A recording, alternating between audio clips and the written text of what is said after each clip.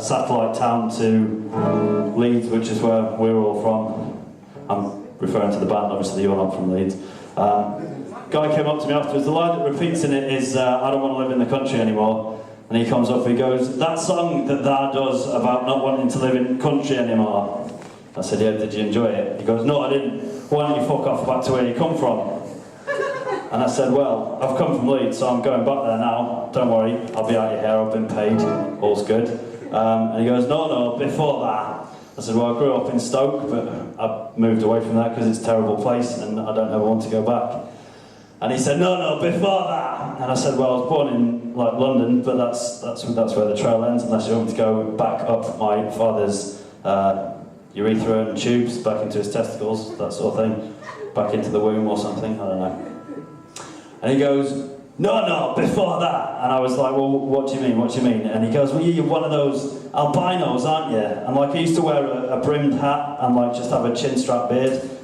So I said, albino? He's like, yeah, we're horses and cats and churning the butter. I said, do you mean Amish? And he goes, yeah, that's the one, Amish, yeah. So I said, well, I've just played an amplified gig, which you're not allowed to do if you're Amish, because there's no electricity allowed, unless you're on Rumspringa, which is the year where they can go out into the normal world and live like heathen and see if they like it. Apparently most of them don't, they all go back to their lives of horses and carts and churning of the butter.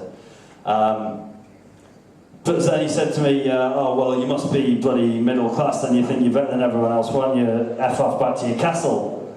And I said, well, listen, you know, if you equate class with intellect and sort of quality, then maybe you're part of the problem that I'm singing about in the song, and you should, you know, go home and read a book. With the internet now, apparently, if you read for just, I think it's 7 hours a week for a number of years, you'll become an expert in a field.